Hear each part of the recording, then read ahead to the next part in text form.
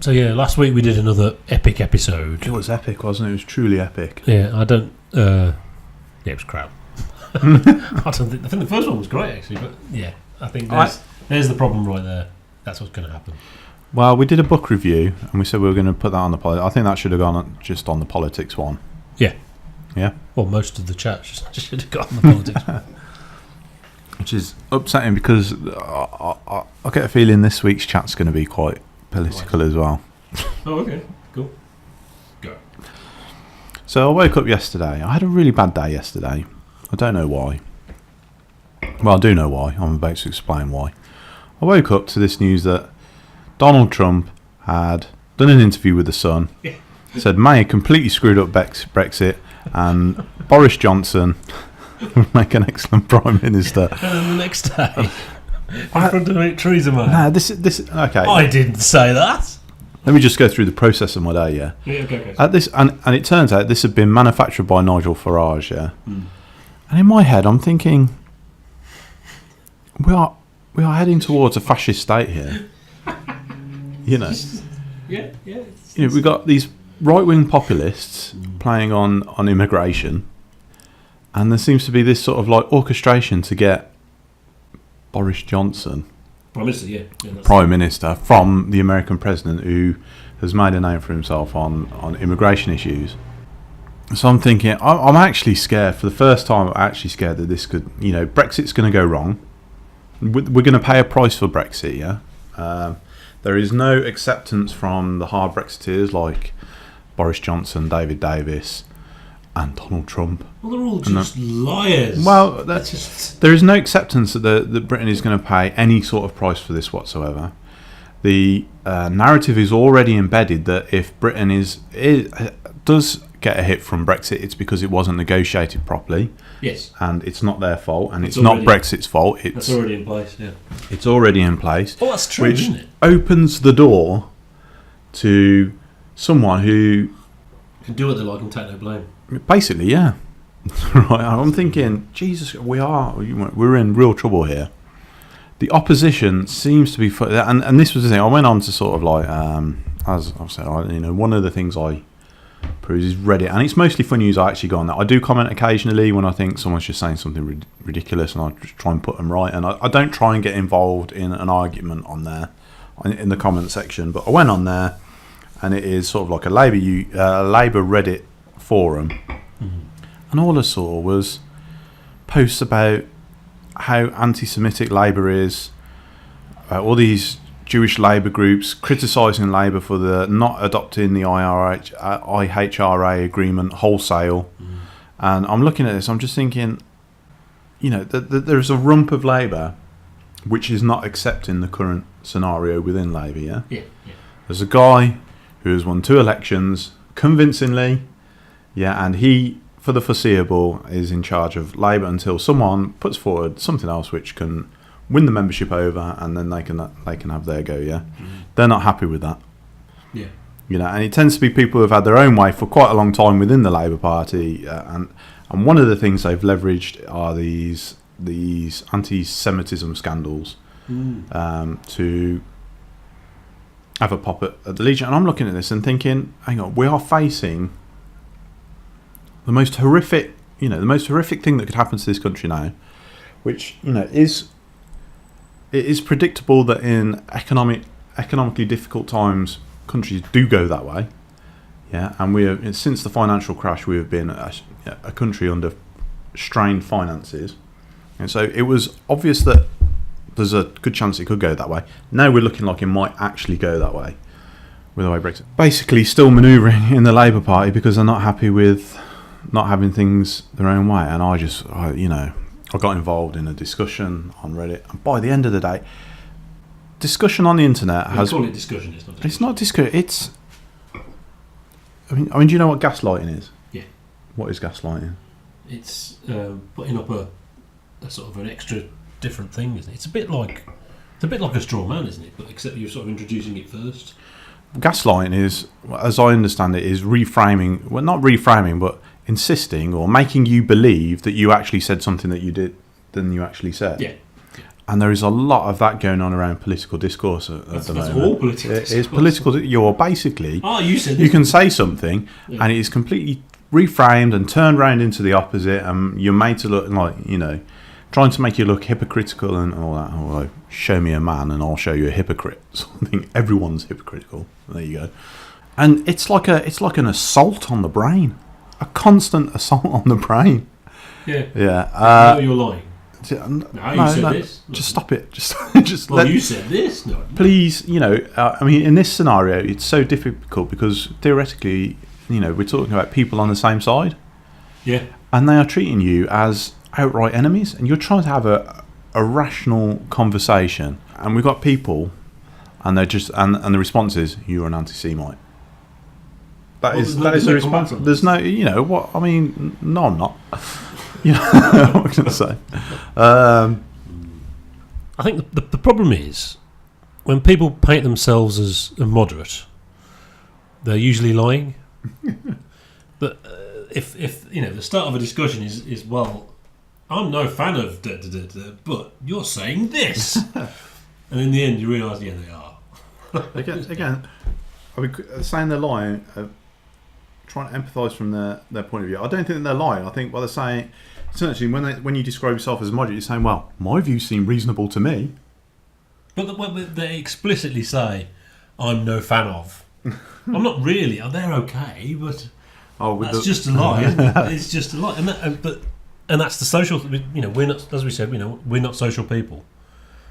For social people, there's less of a. The truth is less of an important thing. For me, it's just the truth is the truth. That's really important.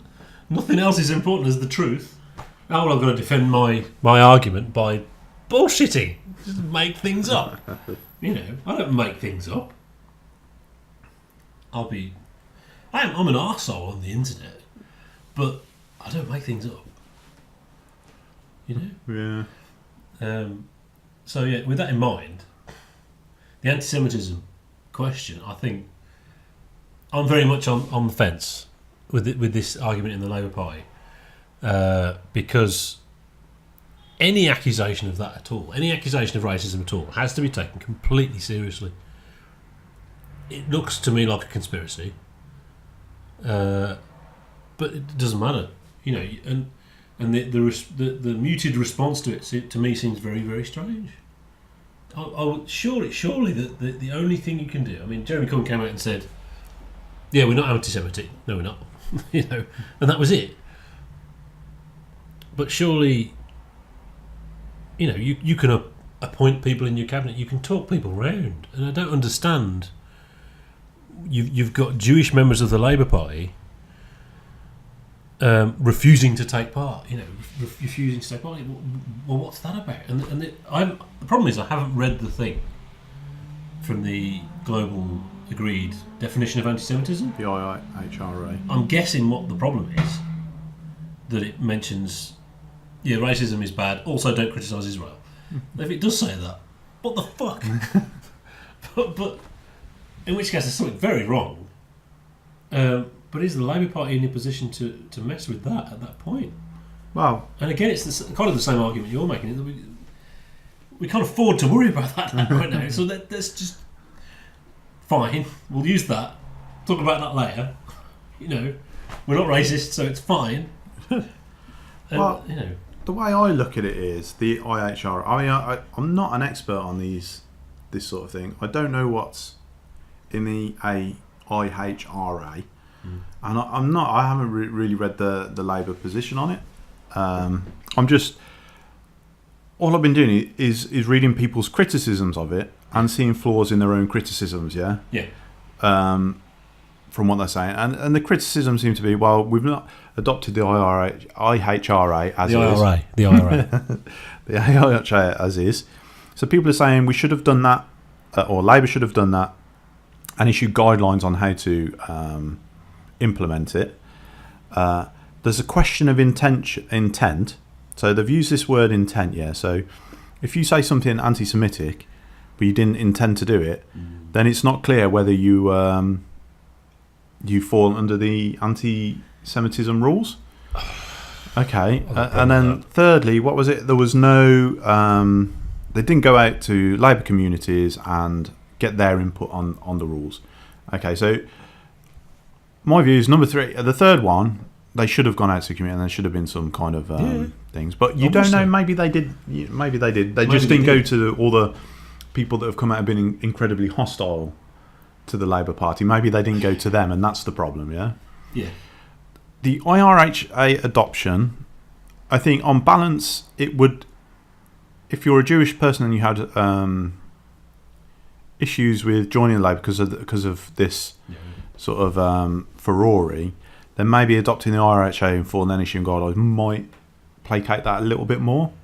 Exactly. But what you've got to remember is the Labour Party is a party that. Okay, so it's a party which aims to represent everyone. Yeah, it is not a specialist group party. It treats all minorities as the equals that they are, That's kind of the point. without prejudice or favour. Yeah. Well, yeah. The IHRA definition of anti-Semitism is specifically addressed towards Jewish people. Yes. Which is that's its role. That's fine. That's no problem. But it hasn't got the same concerns as a political party that aims to represent everyone. Yeah. Yeah.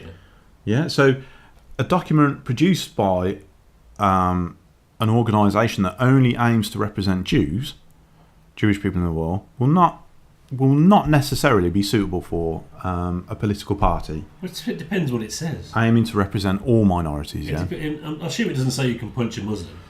No, it doesn't. If it does, then obviously. But I No, don't it know doesn't. It can't do. No, it doesn't. But I mean, so they've gone along that they've basically adopted 99.9% of the IHRA, and they've omitted one. Okay, so the actual definition they've adopted in full. It's the examples that the IHRA issued along with that. And one of the examples Right. they haven't done. And what they've said is that is included in other parts of the Labour Party Code of Conduct. Yeah? Yeah. So what's the Okay. problem then? Just have it in Good there. question. Exactly. Good yeah, good question. Okay, so people are why not do it? Because the optics of it looks bad. Well, I mean, the optics are going to look bad no matter what. I mean, my point is, to look bad regardless, isn't it? if we had adopted the IHRA in full and then issued our own guidelines on how to, or the Labour Party issued their own guidelines on how to implement it and how to judge anti-Semitism, then the Labour Party would be accused of telling Jews what they think anti-Semitism is, sort of thing. So it's like a bit of a no-win situation. Yeah. The other issues to do with intention. Yeah, and I think this is a very, very fuzzy issue. Yeah, I've got a problem with that. If you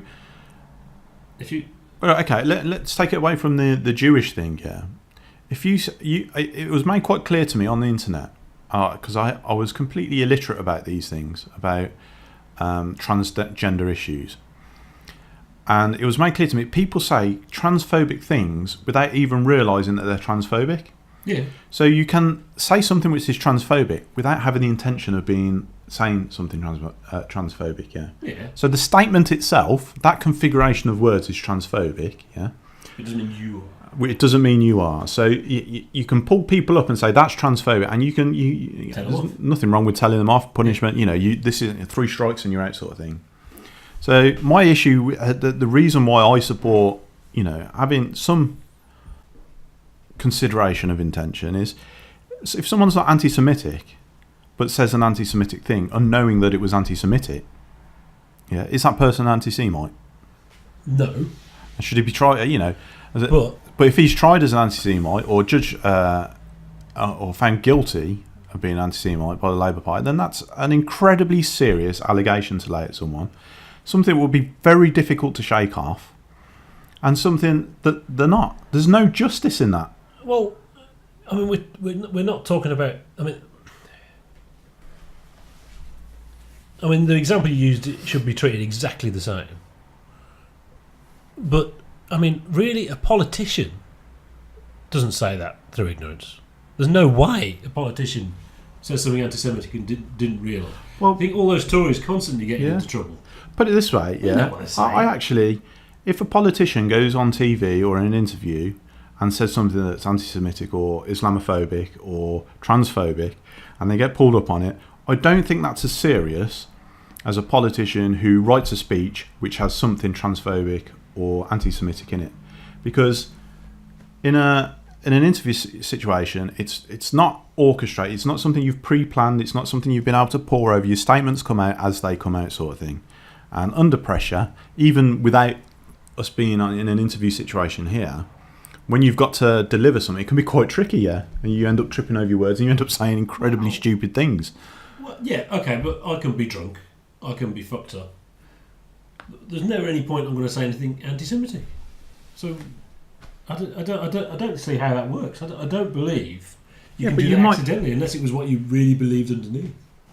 Well, if you, for example, let's say you'd never heard the phrase "kike," and I hadn't heard that phrase until I heard it on South Park. I had no idea that there was a Jewish sort of, and I heard someone say it, and I used that word. Yeah, I would be saying something detrimental to Jewish people, and it would be anti-Semitic. Yeah. But I'm not saying it with an anti-Semitic intention. But if you're a politician, you should bloody well know. Well, politicians should know. But okay, so let's take the Livingstone. We've discussed the Livingstone case before. He talks about the Havara Agreement, where the Adolf Hitler wanted to get rid of the Jews from Germany, so and the Zionists were trying to create the state of Israel, and they wanted Jews to come to Israel to establish that state. Yeah. So although it seems completely off the charts, there is an overlap of interest there. Yeah. And it's unexpected, and it is a quirk of history which is interesting, yeah? And it's not saying that the Nazis are the good guys, and it's not saying that the Zionists wanted to work with the Nazis, and that they supported the Nazis. But it is it's just saying it is a statement of fact that there was briefly an overlap of interest there, yeah. But and Ken Livingstone goes on and says this in ill-constructed way. And he was accused of saying that the Zionists supported Hitler, or that Hitler only went mad after this portion and decided to kill Jews. It was just like complete. Now in that situation, that is an interview, yeah. But but he didn't say anything wrong. What he said was a fact. It was. You read into it, but that's bullshit, isn't it? It's facts not. Are facts. It's. I would say it was something presented by a lay person who read a bit of history. Yeah, it's a sort of someone with a little bit of knowledge saying something in an incredibly offhand way and not expressing the intricacies of the situation. But it doesn't matter. But you can't do that in a 2-minute interview on BBC Two with Andrew Neil breathing down your neck, waiting to jump on you, sort of thing. The way we interview it, you can't get intricacies of any debate out, sort of thing. So in that situation, if he'd left it there, I can't see how anyone could say, let's say it went to court and it wasn't the Labour Party. Well, that's why it's not gone to court. Yeah, I think it would be sort of, no, this was not anti-Semitic, there was no anti-Semitic intent here. It was a talking point on a TV show. Yeah. But he did go out and he sort of inflamed it by keep on referring to Hitler because he's a fucking idiot. Yeah, okay. So you can say, I mean, he's a politician. In that scenario, I think he got very close. It was offensive. I don't think he considered it offensive. Maybe, I don't know. It was offensive, but I don't think it crossed the line to anti-Semitism at that point. How is it offensive? It's just a statement of fact. You're offended by the facts. Facts are facts. But people will be offended. You know, people. Something again. This thing is true. That's it. Tough. Yeah, but I mean, if you're of Jewish descent and your parents have got embroiled in the concentration camps, it's something you're going to be extremely sensitive about. Yeah. And really, you know, do we need to talk? Do we need to bring it up in everyday political discourse? Well, that's part of the problem, isn't it? Because he's a lefty. That's the ultimate evil. Yeah. You know, the Nazis are the ultimate evil, and he's going to keep bringing up, and he does. He's got in trouble before for calling people bloody Nazis. Well, it's like a Nazi camp guard. Yeah. I mean, he was harassing him in the street, sort of thing. So they're always got form on it, and all you ever hear is he's an anti-Semite, blah blah blah. Well, but yeah, the argument is we should keep bringing it up, and the argument, stop talking about the Second World War. I think you should. No similarities. I think you should bring it up when it's pertinent to bring it up. I don't think it should be a regular way of trying to win a debate. Yeah. Well, no. Yeah. If it's pertinent, then it should be brought up, and it should be saying, "Look, this is taking us closer towards the Nazi state. Maybe we shouldn't do this." Yeah. Yeah, that's not Godwin's law. That's not what it means. Read what it means. That's not what it means. Yeah. So I think even politicians, they get a bit of leeway. Yeah. In this, if they do a speech, something pre-planned, which obviously has Islamophobic or anti-Semitic or transphobic language in, then they should be held up to it and they should be held to account for it. If you say something that you don't realise is transphobic, anti-Semitic, Islamophobic, you should still be pulled up for it, but you should not be labelled an Islamophobe, a transphobe, or an anti-Semite. Well, yeah, random man on the street, not a politician. If they're a politician, they should bloody well know. Their whole thing is about society. They should know about society. And if they don't, they shouldn't be politicians. So, it's different. Yeah, but I mean, you have some very ordinary politicians out there, I mean, actually, there is no requirement for a politician to have a certain set of qualifications. Anyone can be a politician. Yeah. And actually, I think it might be a bit better if there's a few non-professional politicians in Parliament, yeah? Yeah, but then they should be politicians. Well, I think you could make the argument that a certain percentage of the Parliament should just be picked at random people. Yeah, like jury duty type stuff, but it would have to be longer. You do a week, and then someone else comes in the next week. Well, then you would get pretty much what you already get to a certain extent, wouldn't you? It's run by the civil servants. So Humphrey runs it. So Humphrey Appleby. So did we get everything? Did we get? Yeah, we've done lots of political shouting. Yeah. Anyway, so I mean that was going on. It was really, really getting me down, Kev. I mean, honestly, getting me down. And then when Donald Trump actually had the news conference with Theresa May, a complete about flip. It's fake news. The interview with the Sun newspaper's fake news. I didn't say that. I was actually relieved. Honestly, I was actually, for the first time out, I was relieved, because if he'd stuck to the line of his first interview, imagine if in that press interview he said, "You're shit." I would actually start thinking, no, we've got to prop up Theresa May here. Yeah. And I am the most anti-Tory of all anti-Tories. I've said this. There's. Well, the only other one is David Davis, right? Who turns out to be completely fucking useless. Theresa, I'm not saying she's massively competent, but she's the best of a bad bunch. There isn't anyone else. I mean, if there was somebody else, one of the old heavyweights. There is. I mean, the appeal of Theresa May. I mean, that you can make the argument quite convincingly that she has some very authoritarian and racist views. Yeah. I mean, that van that was sent round. Yeah. Trying to get people to. I mean, that is sort of like the shades of some very authoritarian states in that. Yeah. The Windrush scandal. The Windrush scandal. The hostile environments have all started under her thing. Well, that's another thing people have been lying about. So it was actually Labour. It was now. She's in a position as leader where. Well, she's in an impossible position actually, where she can actually get nothing done. So if she had a bit of power, she might be a bit more dangerous. But as it stands, she's held hostage in her own party by some fundamentalist Remainers. There is a rump of MPs in the Parliament fundamentalist Brexiteers in her own party. But there is a rump of politicians in Parliament which are as equally hardline Remainers. Yes. And that sort of tension is unresolvable. It's unresolvable, and nothing's getting done. And she is in an impossible position. Yeah. But everybody we saw this 10 years ago, at least. We said, well, that's an unresolvable problem with the Tory party, and because it's the Tory party, it must be protected at all costs. And this entire narrative is about protecting the Tory party.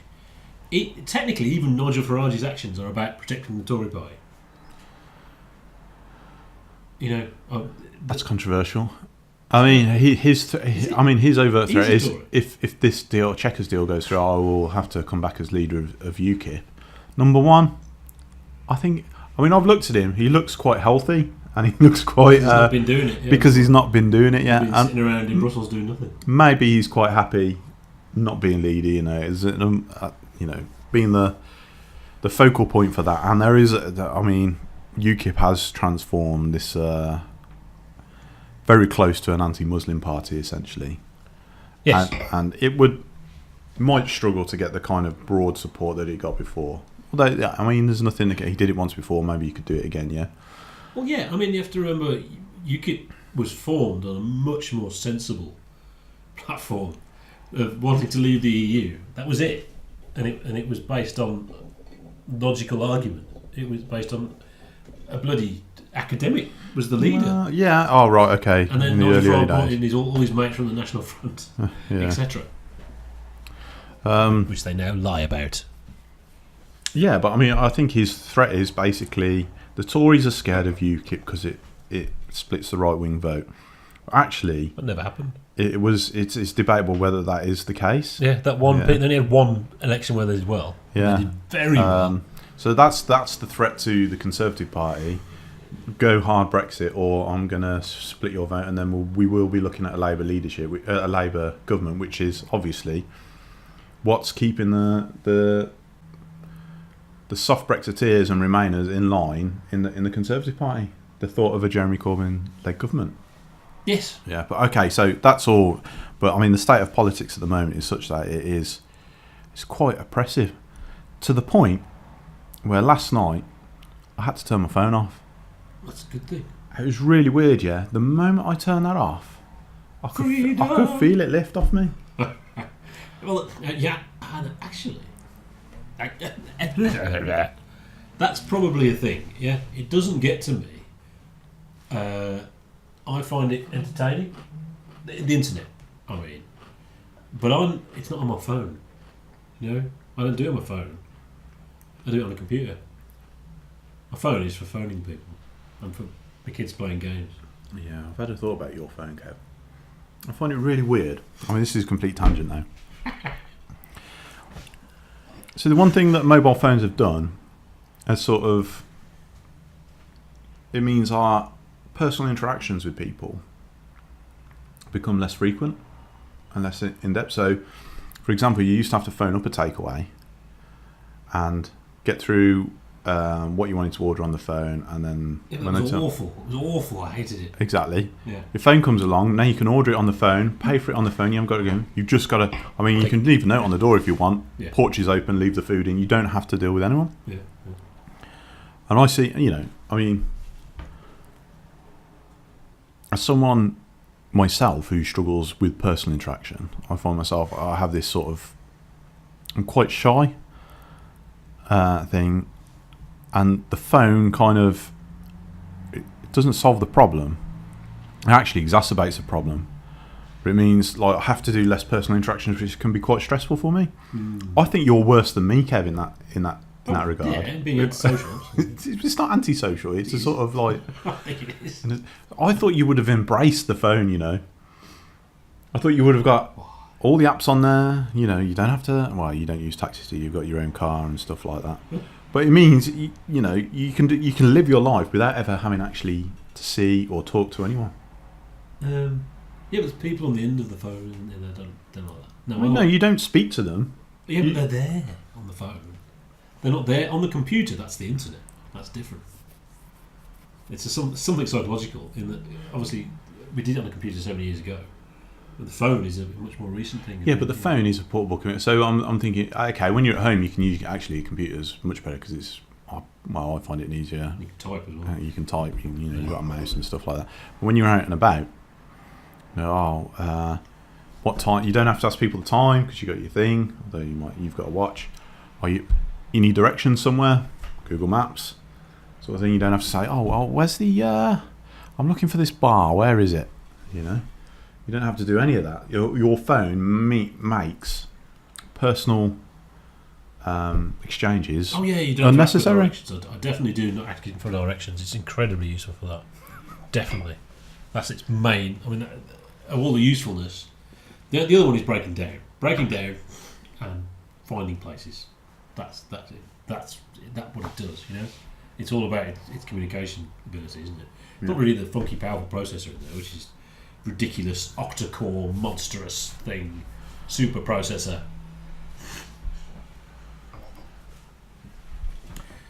So yeah, I don't understand why you don't embrace your phone more. Is what I'm saying. I never have done. You have to remember, I didn't have a phone until 2015.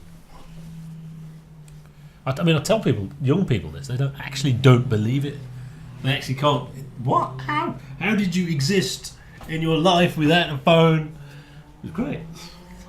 And you have to remember, it does mean there is no escape. Yeah. So although it makes a barrier between people, those people are still there. You can drive down the road, they're still there. Yeah. Everybody drives to Scotland, they're still there. I can just escape. That's the thing. It brings work into the home and stuff like that. I mean, I was thinking about it.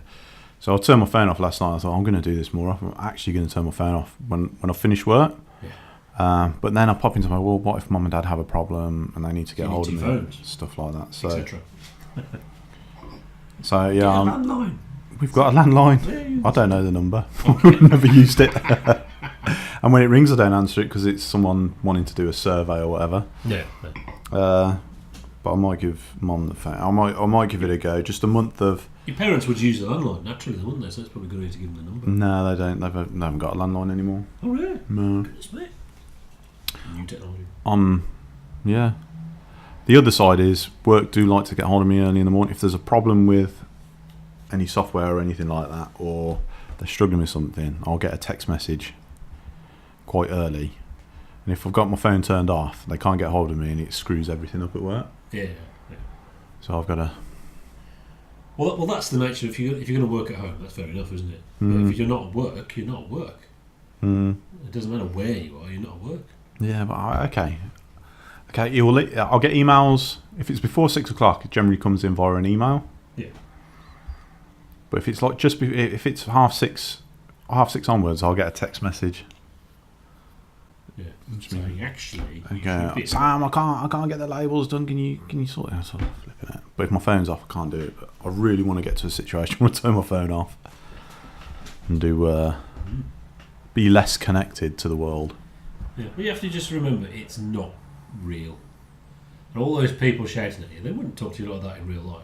I know it's not real. I mean, they don't. If they met you in real life, they wouldn't think that about you. I mean, the reason why I very rarely get involved in this sort of thing, and maybe we're going to talk about it a little bit later, because I actually turned on YouTube later because we released the video last week, and then there was a comment on there from one of our regulars. I think he might have even been a Patreon, who didn't seem quite happy about what we said about Donald Trump last week. Oh yeah, exactly that. And I just thought, I can't deal with this. I'm just going to turn it off, sort of thing. Yeah, I did. And I very rarely. That's even happening, even in this sensible area of the nature of the music or whatever it means. Generally, people are rude. We don't get the idiots. Still, there's this zealous thing that the comment section does something to you, and everything he said wasn't what we said in the video. Okay, I haven't read it. And then I replied, and then he said something else that we didn't say in the video. And this morning, he apologised. Did he? I don't know how to reply to that. I don't know what to say. We'll probably reply by the time you watch this, but fair enough. Yeah, well, we'll have a look at the video because we don't. It's so stupid. I was thinking about it. Yeah, I mean, we've got to. You look on like things like Question Time, yeah, and a guy. I mean, we call them gammon, yeah, but they have an absolute rant at someone on the panel. Yeah. And, you know, who in their right minds wakes up in the morning and thinks, you know what I really want to do? I really want to find someone I don't really know and have a right rant at them, right go over it, and get really angry about it. Yeah. And yeah, we feel that, you know, for some reason we've got to do that. I don't have that. I don't think you have that either, do you? No. You don't like getting angry, do you? No, I really hate it. I like... I like winding them up, but I haven't done that for a long time. You know, I mean, that thing last night, I was just literally replying to what he was saying. Well, we didn't say that. But you said this. No, we didn't say that. That was it. You know, and actually, the last video we did, well, we made a video about the crazy commenter. You look at my reply; it's perfectly reasonable. I wasn't goading him that last time. He was just saying stupid things, and I was just responding to them. You know. That's what the internet does. It's different. It's different. And like you said, that you don't like social interaction. Neither of us are very sociable people. We call it antisocial, but maybe we're just normal. I don't know. I think sociable people are different. Their approach to that is different. Yeah. That's what I think, and that's why it makes. If we're typing something on a computer, there's just we're just interested in the truth. It's absolutely, well, that's true. There it is. It's true. Oh, but I've got to argue my side, so I'm going to make this up. Blah blah blah, as if that's reasonable, and it's not. It doesn't make any sense, and it goes back to what you said about the Trump thing and all that, and well, this is my side, so it doesn't matter if it's true. I've got to defend it anyway. And the only response is, well, you're not allowed to criticise, and it always boils down to that. All of that for when it comes to Trump, because it's so one-dimensional. There's no subtlety. It's like that's why comedians weren't happy when Trump got elected, because there is no satirise him. There's nothing, and it's because there's no subtlety. And journalists can't report it because it's the rate of stuff to report on comes through is too quick for the media side. The 24-hour news media side cannot keep up with Donald Trump and the rate of stuff he's saying. You can argue his genius piece of marketing, etc., etc. But it's also people have been programmed with this zealous. I've got to be on one side or the other. It's over there or over there. Except only the other side is extreme. I must defend it. I mean, from it. I mean, it doesn't matter if it's rational. About the Donald Trump thing. I mean, we have a similar sort of thing in this country where working people seem they've got to defend the rights of very wealthy people to have tax cuts. And yes. I don't understand why. When you say to someone, say from the Rust Belt in America or the Deep South, which is struggling to get by, who is a Donald Trump supporter, he say, America's broken and it's wrong. Donald Trump offers them immigrants as the reason for that. Yeah. Because there is a logic to it, Yeah. If you're programmed with thinking about markets, which, all economic talk has been about markets for the last 30 years. Mm-hmm. Well, we know about supply and demand. Supply and demand's a very simple thing, and how it affects price. And obviously, as demand goes up, price goes up. As supply goes up, prices go down. And immigration is an increase in supply of workers, so that's what's pushing wages down. Yeah. But when you turn around and say, well, the income of the wealthy has gone up, so there isn't a problem with income. The overall income pot's going up. Yeah. But the wealth, it's all going to the top. Yeah. But that's good because it'll trickle down. Why doesn't people say? Trickle down. Why can't people think? Hang on, that ain't right. I'm doing all the work here. Yeah. I'm doing the work, and I'm getting pittance. I can't, I can barely make ends meet, or I'm not even really making ends meet, sort of thing. And hang on, we've got yet another president of the United States giving tax cuts to the top end. Yeah, but it's good because he's getting things done. It's freedom. It's but he's on my side. Yeah. He's finally someone here who's on my side because everyone laughs at the stupid things he says. Just like me, I feel he's the same as me, this billionaire. Is the immigration argument is it easier to grant? Is that more intuitive than a wealthy guy being greedy and taking even more wealth? Much the same level of simplicity, I would think. Why does one get traction and the other doesn't? Well, because one gets pushed by the rich and the other doesn't, obviously. The rich aren't going to push the other one, are they? But I understand perfectly people originally voting for Donald Trump. That makes perfect sense. Well, it makes perfect sense is a bit of a stretch, but I understand why. That they've been completely screwed over. It doesn't matter who they've voted for. They've just been screwed over the same for how many, 35, 40 years, 50 years, whatever it is. And here's someone who is just an idiot. Well, he's going to mess the system up. Yeah, I'm voting for him then. Fuck you. That you can understand. But the zealous defence and the authoritarian underlying do not criticise the Führer. You know, that's just massively sinister, and it's grown into this thing. Actually, that's the only response. Maybe you shouldn't criticise him. Maybe it's not as sinister as we think. I mean,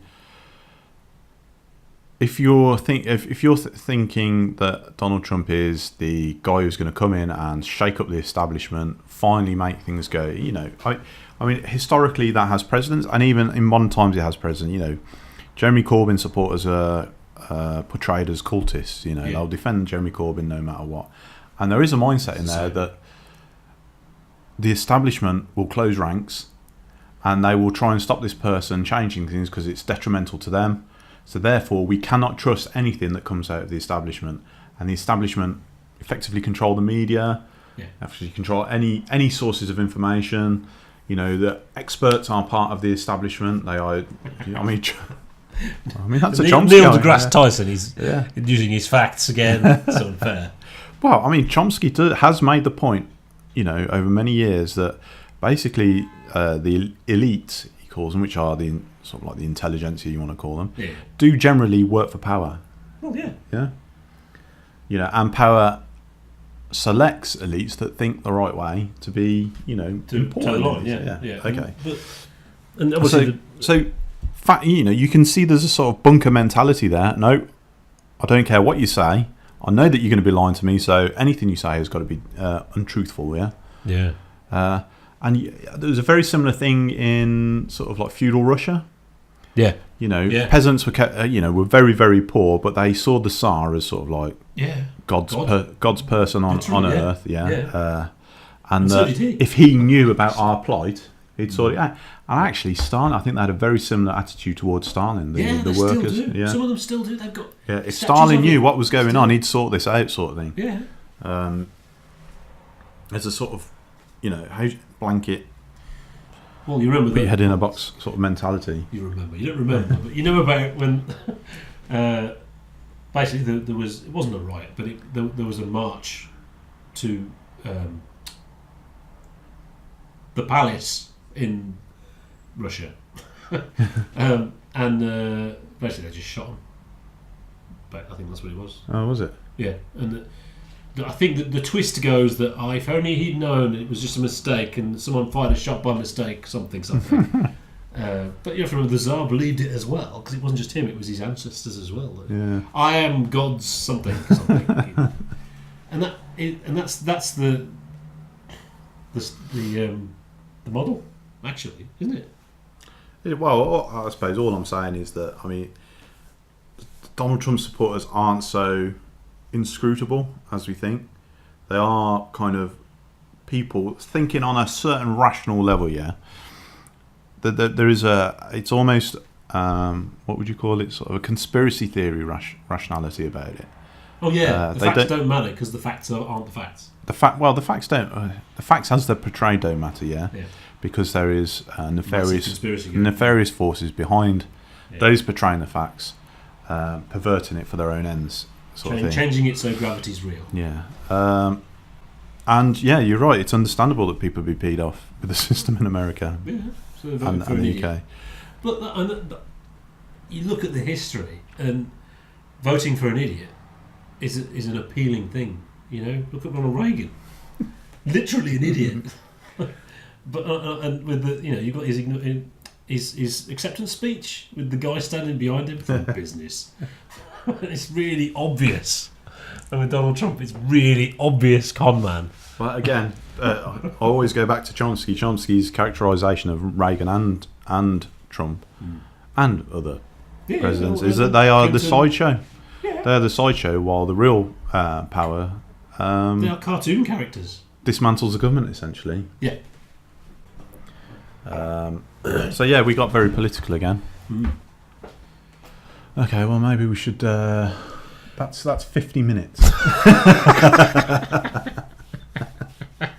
We'll keep it lighter this week. Yeah, but if the response is, well, you're not allowed to talk about politics, there's something wrong. There's something really wrong, or you're allowed to talk about that politics, but you're not allowed to criticise them. Yeah, but I mean, not everyone is as into politics as that. I mean, great, that's it. Maybe it should go on the politics channel. Yeah, it should. Yeah. Yeah. But I mean, revive that.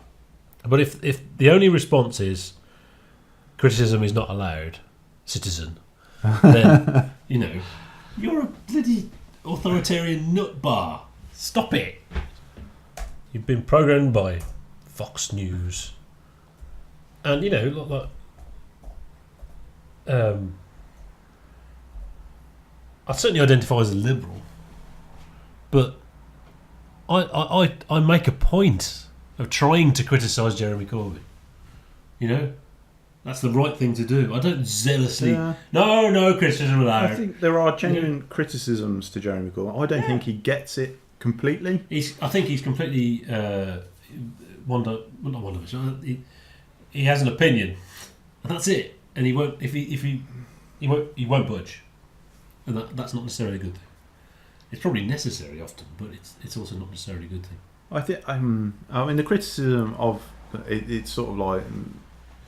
Their policies are rooted in the past. You know, we're talking about old Keynesian policies and yeah, stuff because like the new one doesn't work. I actually think that's bullshit. Yeah, I think actually some of his policies are quite forward-looking, but I don't think it's forward-looking enough. I think there's sort of... Well, there isn't anything new. We don't have a new one. You know, we've had the same one since the late 70s, and we know it doesn't work, and that's why there's all this explosion. That's why, so that's one of the options. And if the other option is bloody nationalist fuckwits, stupid imbeciles, then that's the only way I can describe them. Yeah, and if that's the only option, then he does seem like a man who has become something that he was elected because he wasn't. In the way, well, I don't know if it's him. It's all focused on him. That's the problem. Anything that comes from the Labour Party is focusing. Like Keir Starmer is responsible for Labour's Brexit policy. And he seems to be fully on board with it. You know, there's no suggestion that Labour's Brexit policy has been shaped without his consent, you know, or his support. But all criticisms are labelled at Corbyn. Oh, he's an idiot on his Labour policy. You think, well, I'm pretty sure Corbyn hasn't come up with this. One thing that the relentless attacks on him, obviously, but the one thing that's been so successful is the painting of him as someone extreme on the left. Yeah, and whether he is or not, the actual policies of the Labour Party they're quite moderate. Well, yeah, that's the point. They're saying European, there was Germany. In one breath, they were saying, "Oh, he's an extreme leftist, and people of Britain will never support this." In another breath, they were saying he just nicked all Ed Miliband's policies. It can't be both. They can't be both. You know, it's one or the other. We'd choose your attack line and stick with it. Yeah. Obviously, one didn't work, so they changed tack and went with that. And that also has a bearing on the anti-Semitism debate in the Labour Party, because everything that was coming from certain groups was attack lines. They were constantly trying to find something that would get some purchase, and they were failing consistently. That this accusation of anti-Semitism in the party, you can see why it was sort of like dismissed a little bit to start with, because exactly, it's just another attack line. And they carry blame. Let's say there is a secret right-wing cabal in the Labour Party of anti-Semites, right? Let's say there is. Everyone who was irrationally just attacking carries blame. Because there is a problem. It's I think, forget that, you've got to take it seriously. But a lot of people don't take it seriously for that reason. Yeah. Well, I didn't think we had anything to say today. So we're putting this on the politics channel, are we? I think we ought to. Yeah. Maybe we should try and find something light to say at some point. Yeah. But yeah, leave your pronouncements of authoritarian censorship in the comments section. Thank you. What is it with this balloon? What does it mean? Why? What do you mean? You know what it means. He's got very small hands. Yeah. Well, but it's silly, it's childish, it's meaningless, and it'll annoy him. Whereas a normal politician, it wouldn't. I mean, then we're going to do a Sadiq Khan. He doesn't care, does he? Oh, advertising. There you go. All Sadiq Khan will get out of that as well. The six sort of dodgy, extreme people who don't like what he's doing. He must be doing something good. That's all he would get out of it. But with Trump, it's just his personal ego being,